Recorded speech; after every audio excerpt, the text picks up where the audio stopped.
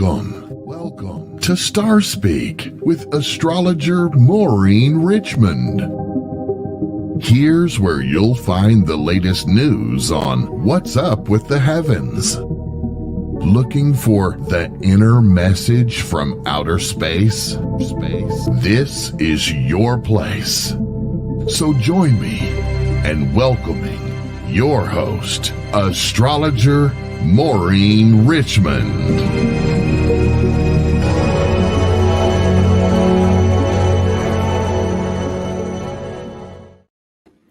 Welcome, star friends. I'm so glad you stopped by this evening so we can talk about the astrological energies that we're all experiencing. I'm Maureen Richmond, and you're listening to Starspeak on the UNX Digital Broadcasting Network. I'm here every Wednesday night at 7 Eastern, 6 Central, 5 Mountain, and 4 Pacific to share my knowledge with you. I've been studying astrology for over 40 years. It's more than that, and it's been a wonderful journey. I try to learn from the book of life, so I'm always studying the correlations between the astrological indications and what really happens in this world, in personal life and in collective life. Why do I do this? Well, because I would like to live more effectively and more meaningfully, and I think you would too. What does it take to live meaningfully? Well, probably it takes a certain kind of understanding. So I'll try to bring that to you tonight. Today's date is Wednesday, September 20, the year 2023. Tonight's show will cover, as usual, 4 segments of information. First, the inner workings of astrology, and the topic for this week under that category is the solstices and the equinoxes. And I'll bet you already know why I'm going to be talking about that. We've got the Libra equinox approaching fast, coming on September 23 at 1:50 a.m. Central Daylight Time. That's not very far away, so we're getting really close to that equinox experience. So solstices and equinoxes for the inner workings of astrology.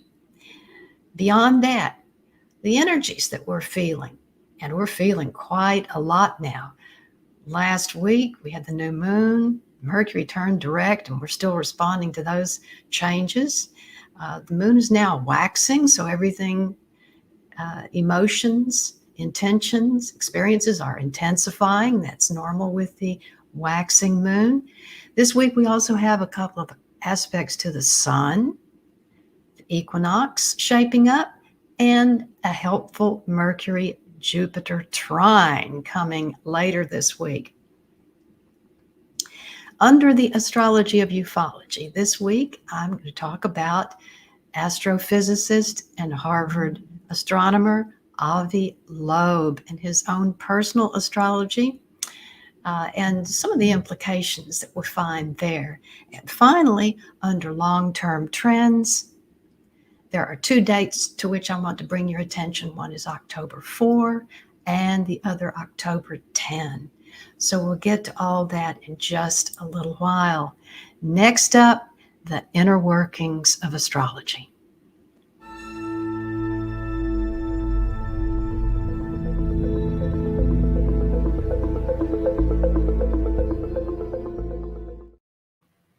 As I've said in episodes before, astrology is a very ancient system of wisdom, but it differs from psychic perception in some fundamental ways. It does indeed work with higher perception, that's true, but it does so through mathematical, geometrical frameworks, and that's the difference.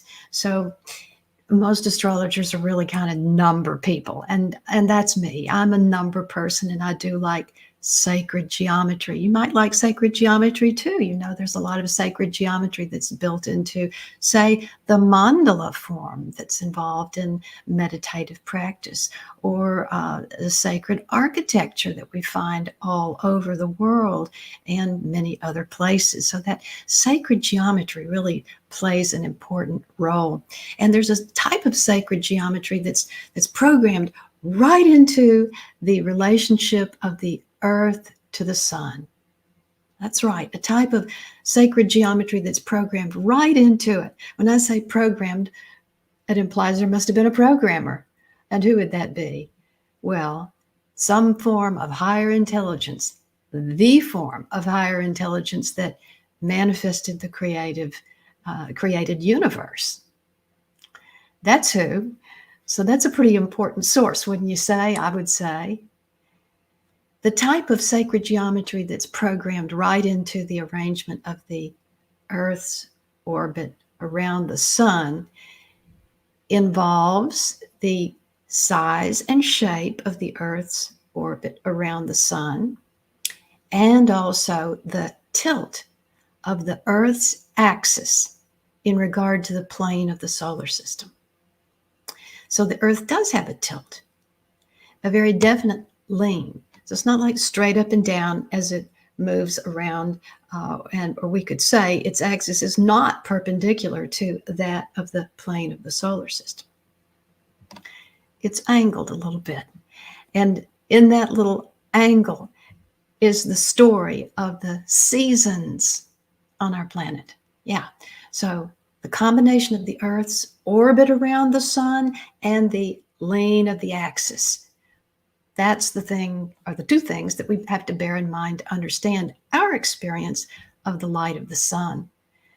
I'm sure you've seen the diagrams of the Earth as it orbits the sun, and how when it's summer in the northern hemisphere, that lean is toward the sun. And when it's winter in the northern hemisphere, that lean is away from the sun. We get less light. Our own experience of the relationship of the Earth to the sun is very visible and obvious to us throughout the year. We know, for example, that during the winter time, the amount of daylight is short and the night hours are long.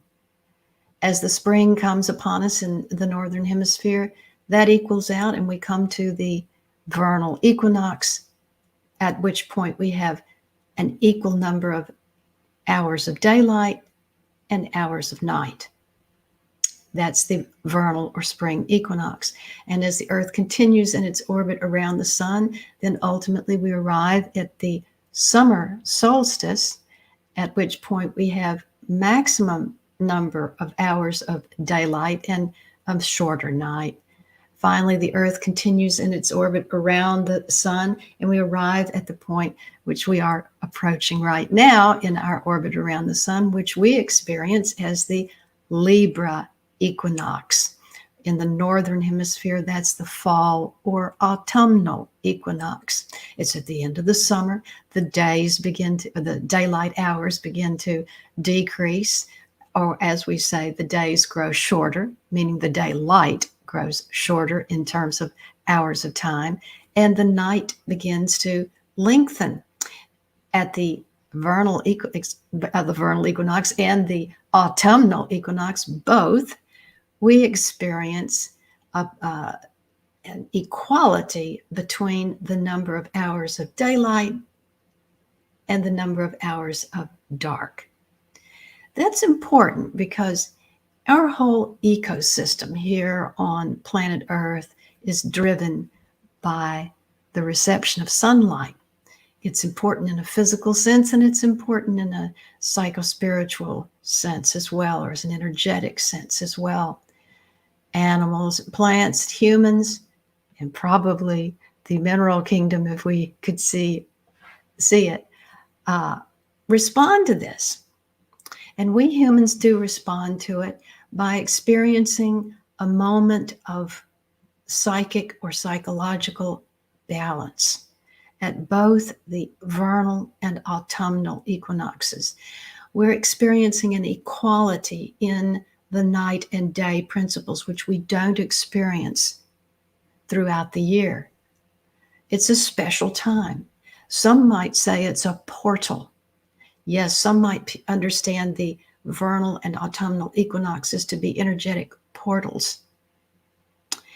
Why is that the case? Well, the day force connects to or is symbolic of the conscious mind, the outer self, the daily self, whereas the night force is symbolic of the inner, subjective, intuitive. It wouldn't be wrong at all to say that the day force is the masculine principle in nature, and the night force is the feminine principle in nature.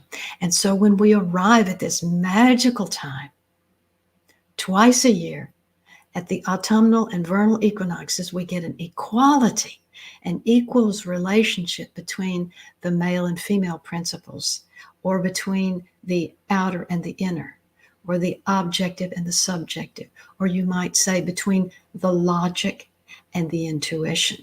So that's kind of special, isn't it? To get a relationship going between those two polarities that oftentimes are disparate or seem that way. We have a special opportunity right at the equinoxes to blend within ourselves those two opposite approaches to existence, the logic and the intuition. Now, as the year unfolds, it's very evident to us here on Earth that these changes in the daylight are taking place. The ancient peoples of the world measured time this way because it was very dependable and regular. They knew that they could count on it. In fact, many of their sacred days were organized around the solstices and the equinoxes as a remembrance of the relationship of the earth to the sun, which is to say the physical world to the source of life and light. So these were sacred days in the past, and in fact, the calendar was arranged around those days. In modern astrology, those are the reckoning points that define the beginning and endings of certain signs. So at the vernal equinox, that's 0 degrees Aries. At the summer solstice, 0 Cancer. At the autumnal equinox, 0 degrees Libra. And at the winter solstice, 0 degrees Capricorn. And then all the other signs are arranged in between in equal arcs of 30 degrees of space. So the equinoxes and the solstices are the defining principle. They are the defining principle of the zodiacal mapping system. That's right. Think about that. The solstices and the equinoxes are the defining principle of the astrological mapping system. Now, is that true for astronomy? No, it's only true for astrology. Astronomy uses a different mapping system, but astrology uses this one. And it's the one that allows us to locate the celestial bodies at specific degrees of the individual astrological signs. So that's why it's so important to know about the equinoxes and the solstices. And remember, we've got an equinox point coming up very soon. It's on September 23 at 1:50 a.m. Central Daylight Time, and that's the point at which the sun, our local star, would be seen as against that portion of the zodiac, which would be 0 degrees Libra, could we but look at it. We can't. We look the opposite direction and deduce where it is after millennia of observation. But you can take my word for it, astrologically, the autumnal equinox is upon us, and it's exact at September 23, this year, 2023, September 23, clock time 1:50 a.m. Central Daylight Time. If you're in a different zone, please adjust that time for your particular time zone. And what you can do with this is to meditate or deep relaxation or trance or hypnosis during that particular time to really feel that inward and inner work and process that's going on at the equinox. And it's just so important for our own spiritual lives individually, and our collective relationship with the center of our solar system. So that's coming up soon, September 23, 1:50 a.m. Central Daylight Time. Next up, feeling the energies.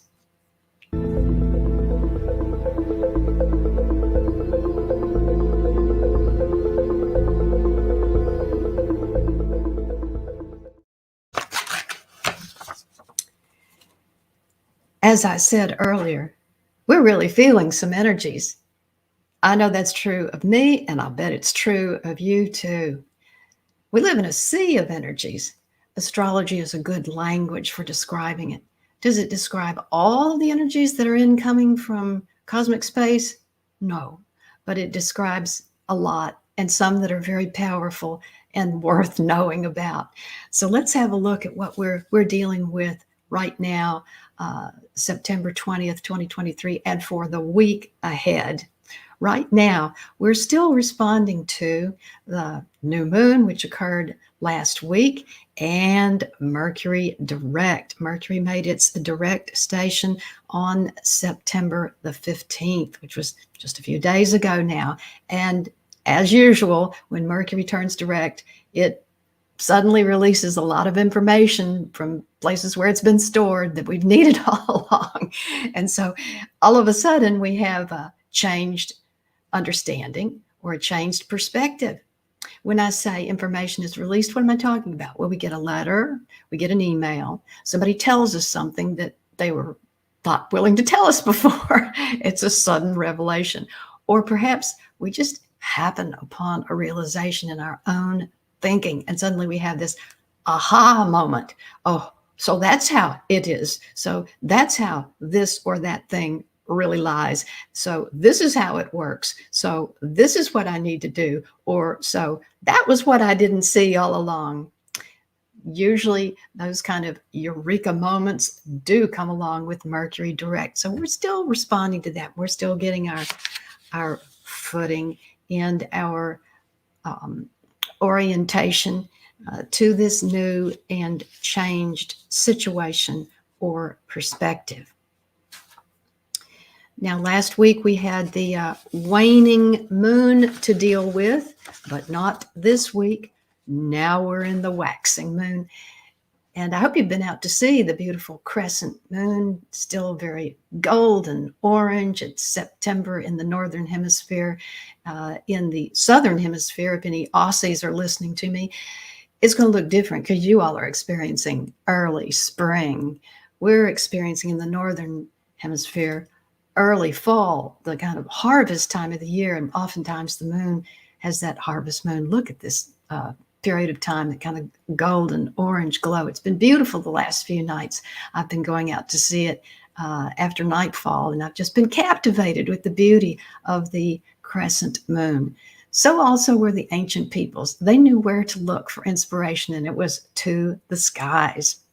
The waxing moon period that we're dealing with now and for the next week is important because it generates its own energy field, and it increases drive, motivation, physical resources, mental resources, and emotional intensity in the human kingdom right along as that crescent moon is growing and enlarging and expanding. So also our feelings and experiences. So that's on the board now, and it will be for quite some time until we have our full moon way down the road here in a couple of weeks. When the sun reaches the 6th degree of Libra and the moon opposes it from the 6th degree of Aries on September the 29th. So we're not there yet, but we're on our way in time. Right now, we're just in that process, that acceleration process, that intensification, starting to feeling things a little bit more intensely emotionally, starting to have more drive and desire to change and move ahead and do something different with our lives. You could say we're kind of rising out of the slough of despond that happened with the final hours of the lunar cycle last week. So we're on our way now, and we've got some ideas in mind. This week is interesting too because we've got two solar aspects to deal with. And when I say solar, I mean involving the sun. It's the sun in Virgo, which was opposite to Neptune, meaning on one side of the Earth was the sun and the opposite side, Neptune, farther out in space.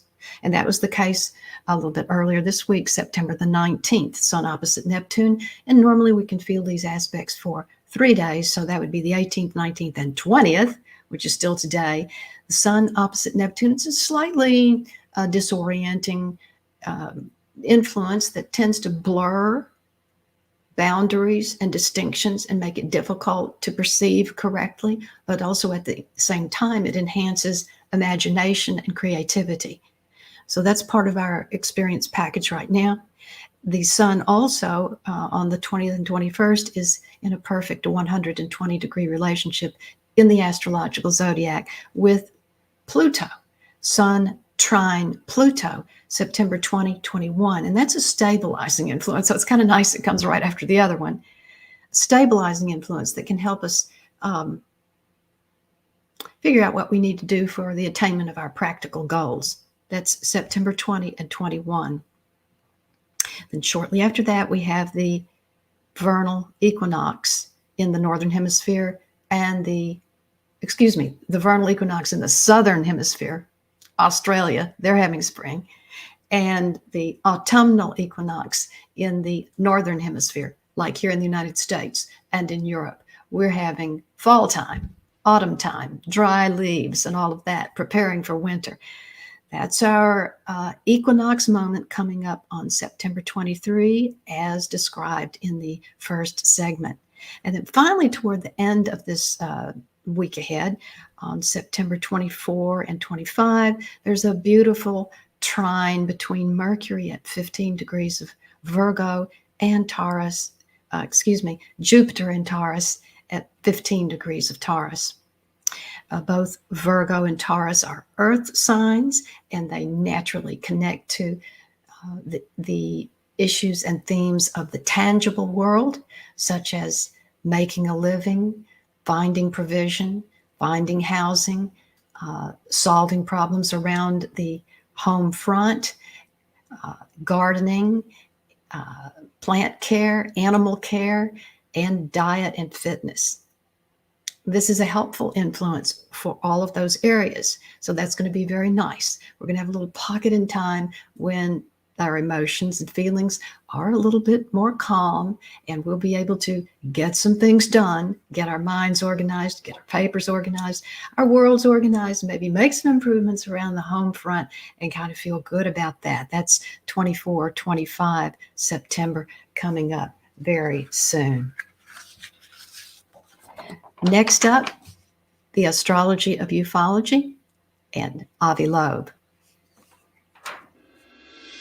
It's almost here, ladies and gentlemen. The UNX Network Year 2 anniversary at XCon 2023. XCon is being held this year from October the 30th to November 1st at the beautiful Oasis Hotel and Conference Center in Springfield, Missouri. Top speakers include host of America Unearthed, Scott Walter, plus Haley Ramsey, Sev Tok, UNX's very own Maureen Richmond and Dan Terry, Mindy Toutfest, Harriet McFeely, Forrest Crawford, and many more. And they're all coming to deliver new information on topics like UFOs, alien encounters, cryptids and ancient secrets, and real hauntings from the afterlife. Join us for the film premiere of A Haunting in Blue Hill. And don't miss the Mad Hatter Paranormal Halloween Bash, Banquet, and Costume Contest on All Hallows Eve, October 31st. So join us as we close out the 2023 conference season. Info and tickets are available now at unxnetwork.com. That's unxnetwork.com, and we'll see you there.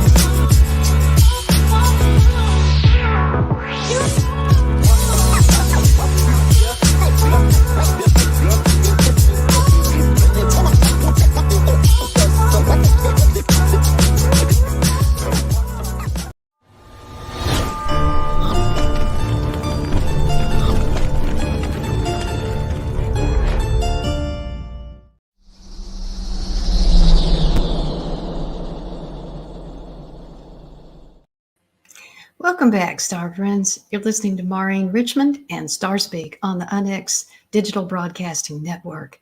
Tonight I'm going to be talking about astronomer and quasi-ufologist Avi Loeb, who's well known to everybody who's excited about the current developments in UFO disclosure and the discussion in the public quarter, including what comes from academia. So Avi Loeb is an interesting character.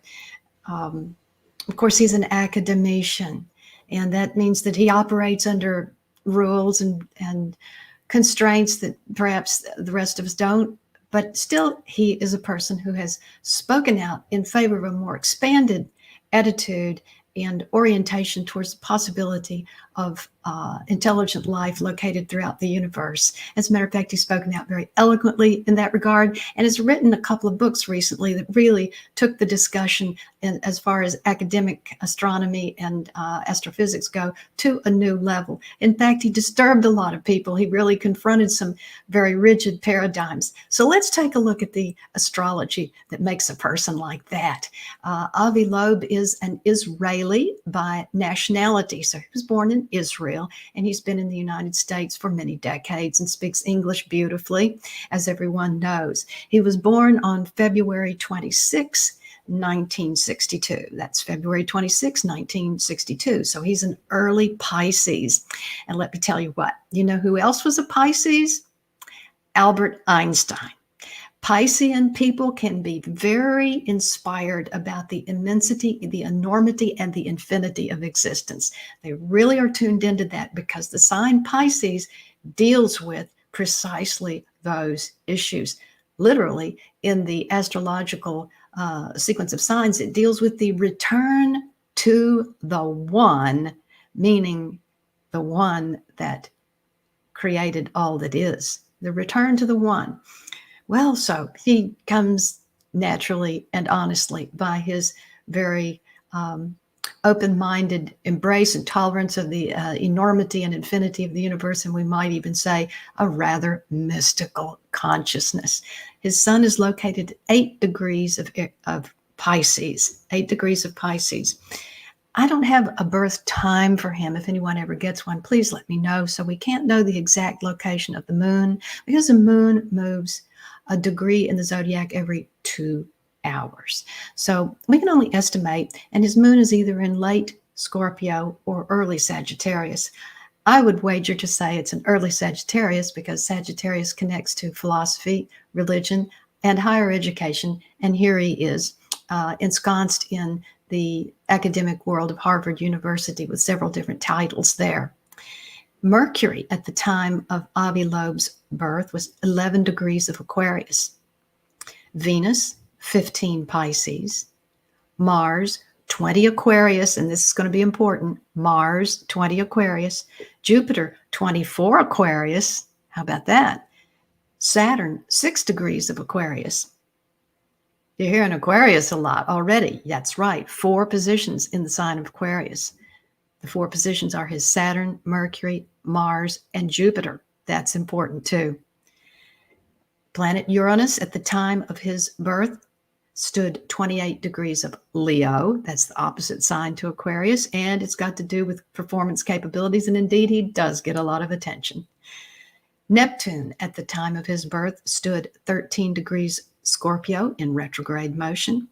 Pluto stood 9 degrees Virgo in retrograde motion, and the north and south nodes of the moon, which are not tangible bodies, but rather mathematical points in space of importance to astrology, were located at 18 degrees of Leo and Aquarius, respectively. So right off the bat, you have heard part of Avi Loeb's story astrologically because you heard the sign Aquarius mentioned 5 times. 4 celestial bodies and the lunar south node are in Aquarius. So what does that mean? It means that he's as much influenced by Aquarius as he is by Pisces, or perhaps even more. Aquarius is almost always a forward-thinking, maybe even rebellious or iconoclastic thinker that likes to step outside the existing boundaries and do its own independent analysis of things and propose something which is perhaps shocking or wild or unusual or unsettling as a result. And that's exactly what he's done.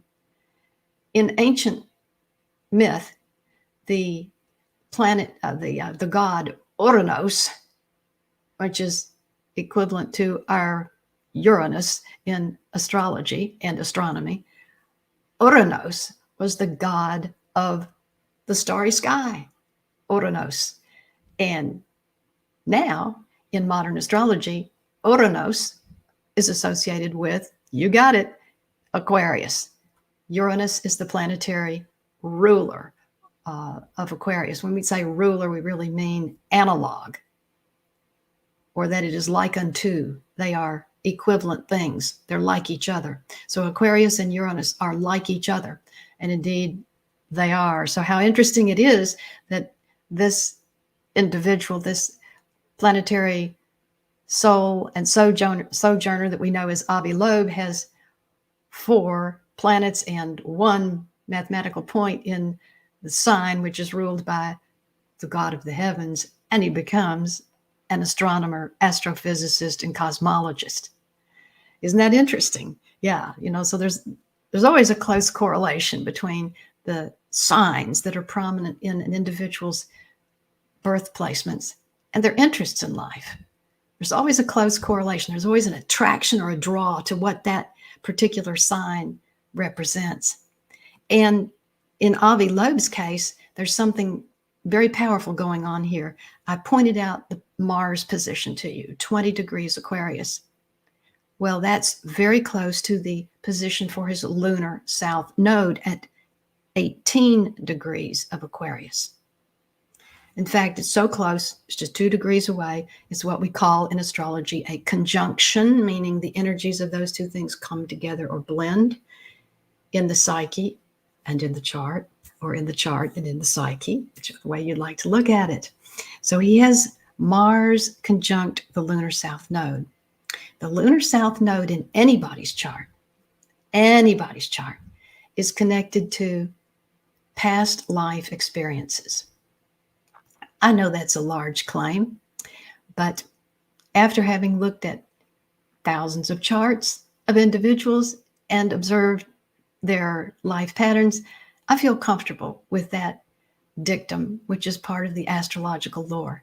The lunar south node being connected to past life tendencies, past life experiences, past life wisdom, knowledge, expertise that's carried over from previous lives into the present one. So what this suggests is that with the south node of the moon in Aquarius, this is certainly not the first time that the soul we know as Avi Loeb has concerned himself with the scientific study, because that's what Aquarius really likes, of the heavens. Scientific study of the heavens, Aquarius. Aquarius is an objective, neutral, detached intellectual who enjoys standing back from the details and getting the big picture. So you can see how that type of orientation plays itself out in the life expression of Avi Loeb this time and in past lives as well. So he was probably a sky watcher, or an ancient astronomer, or involved in astronomy as it evolved in the Western world over the centuries between classical times of antiquity up through the Middle Ages and into times of modernity. He was probably involved in all of that and in scientific endeavor as it was at that time. So he's had a lot of practice with the evolution of the scientific method. And that's exactly what he's talking about these days to his fellow astrophysicists and cosmologists. He's saying we need to expand our mental paradigms to allow for the fact that there not only might be, but probably is, or just flat, there is extraterrestrial intelligence out there, either in our solar system or in our galaxy or in other galaxies or just everywhere. And he's been very specific in his estimations of how that might work. Everyone remembers his discussion of the piece of rock called Oumuamua and his hypothesis in that regard, which flew in the face of established science and stirred up a lot of controversy and opposition. Aquarians, or people who are influenced by Aquarius like he is, frequently have that role, frequently have the role of challenging the status quo and pointing out that there are other ways of thinking, other ways of conceptualizing what may be true or what is true. The Leo component in Avi Loeb's astrological position is also important. He's got Uranus and the North Node in the sign of the performer, the celebrity, the one who is able to hold the attention of the crowd or the group for a period of time. And indeed, he is accused of that by many of his detractors, that he really does things for the purpose of grandstanding and getting attention, and that his research methodology is insufficient. He's just trying to call attention to himself.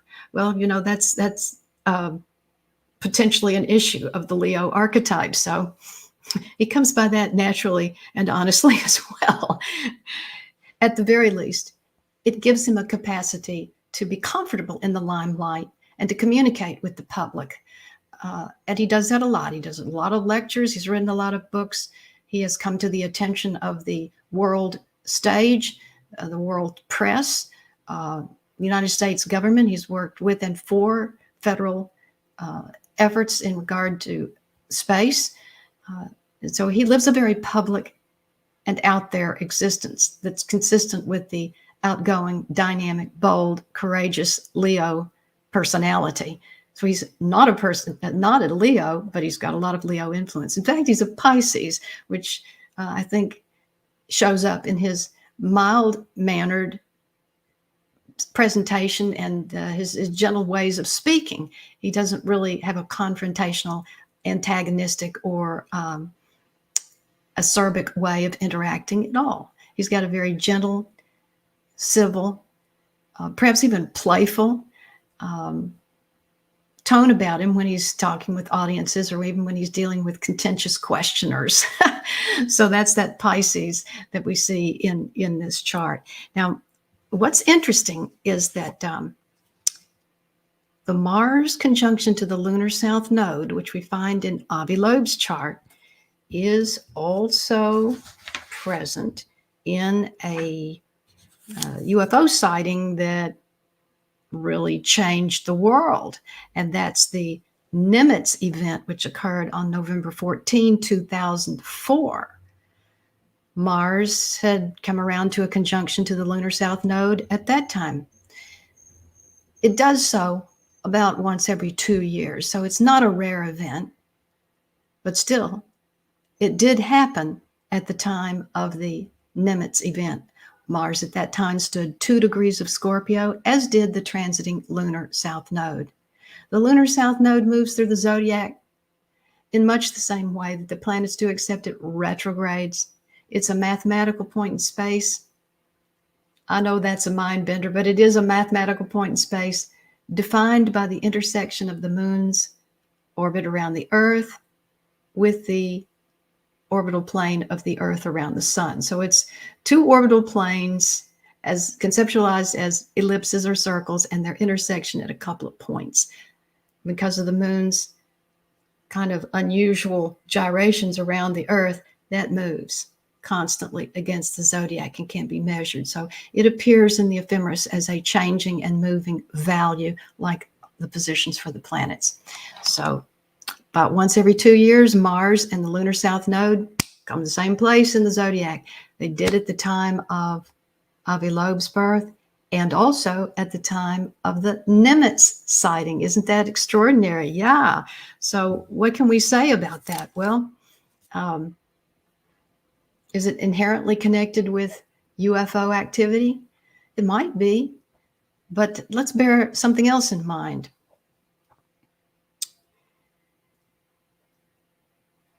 Black Monday, you may know about, was an historic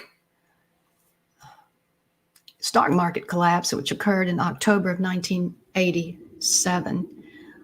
Mars was conjunct the lunar south node at that time. Actually, it was exact on the 11th of October that year, and then Black Monday occurred on the 19th, so it was just about a week away, but hadn't moved much. Those two were still in conjunction with each other, and that's pretty close in time. There's another important historical date when transiting Mars was conjunct the lunar south node, and that was 9/11. September 11, 2001, transiting Mars past the second degree of Capricorn and made a conjunction to the lunar south node at 3 Capricorn, making it exact on September 13. So it was very close on September 11. So these Mars south node contacts obviously are very powerful in regard to the experience of the collective of humanity. So it's something that bears watching. Now we're getting ready to have another such of these coming on October 4. That's October 4 of this year. That's not far away. It's a couple of weeks. And that's part of why I wanted to bring this out for consideration. Next up, long-term trends.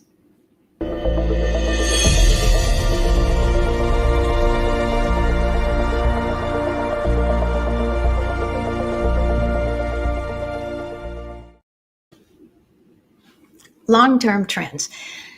That's one of my favorite topics. Gives us a big view of the days, and the months, and the years ahead, the decades ahead, and what's possible for humanity. Oftentimes I talk about the transits of the outer planets through the signs in this regard. And that's very important to bear in mind. I'll return to it in another episode, but for tonight, I want to talk about this Mars conjunction to the transiting lunar south node coming up on October 4, the year 2023. It's a fairly powerful influence. And as you might have gathered from some of the dates that I mentioned just in the last section, it's powerful enough to affect several days before and after the exactitude. So the entire week of October 1 through 7, at the very least, will be affected by this, and maybe a few days more on each edge. But we can be sure about 1 through 7 October. And again, this will be a period of time when transiting Mars conjoins the position of the transiting lunar south node. The degree and assigned position this time will be 25 degrees of Libra. So anybody who has placements in their chart at in the late 20s or the mid to late 20s of Libra will be very aware of the influence that I'm talking about. Anybody that has placements in their chart at 20 to 29 degrees of the cardinal signs will feel this by square. And we'll all feel it collectively, because that's the way this item works. We will all feel it. Well, what does it portend?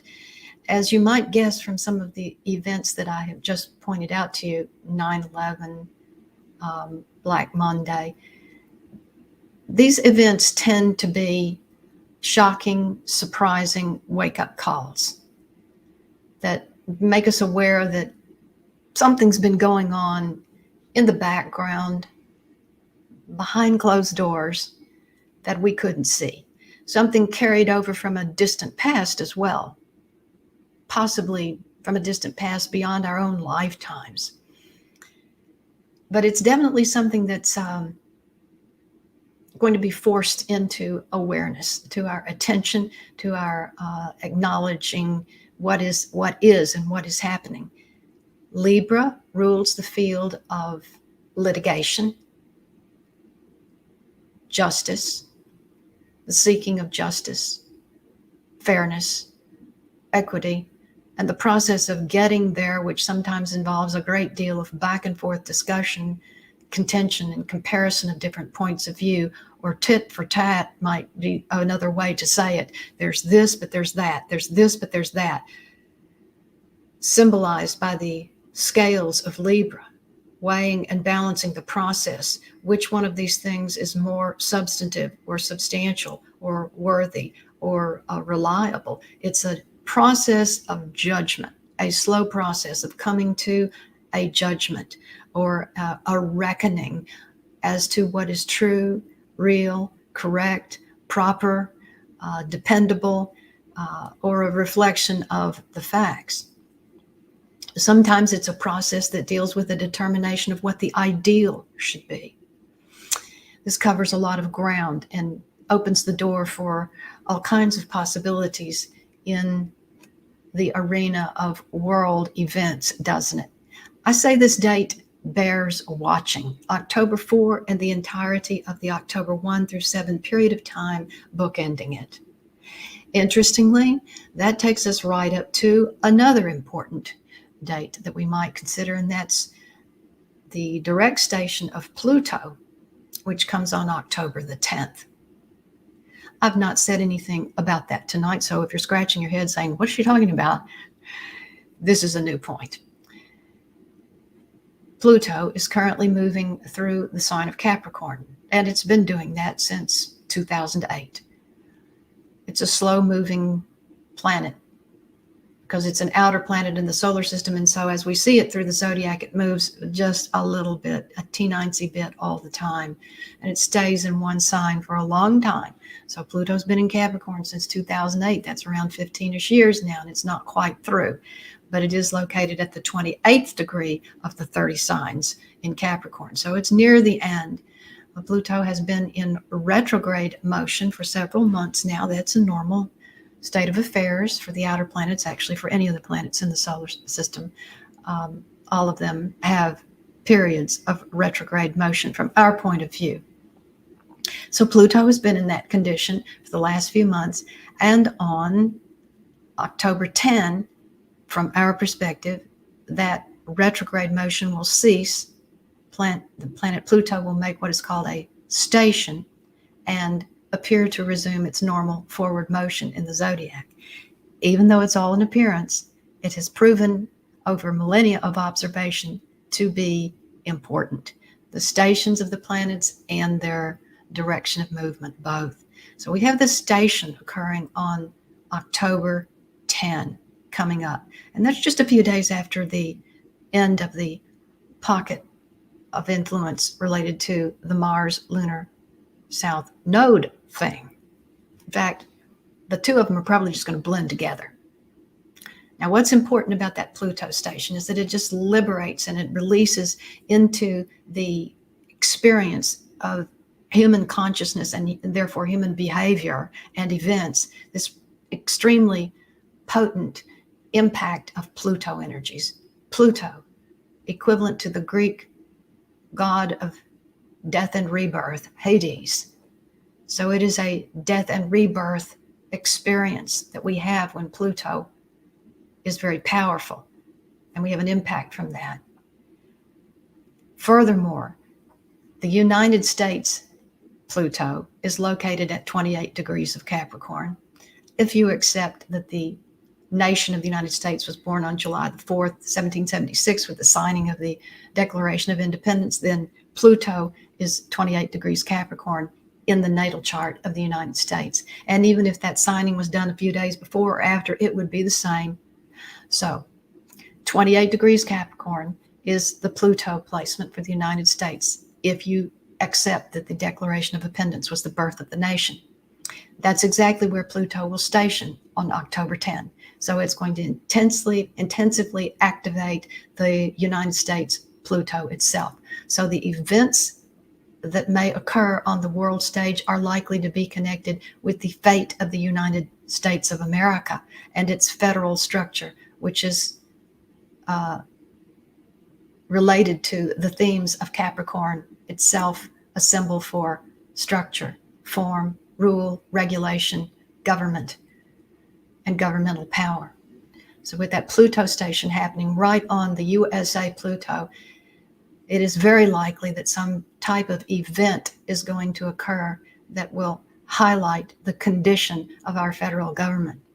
And that coming to a head so close to the Mars lunar south node thing suggests that it is a time period to keep your eyes on and watch and see for yourself. So you learn from the book of life as to how these energies are going to express. So what again would be that time period? October 1 through 10. And if you want to think about it more generally, just think of it as the whole first half of October.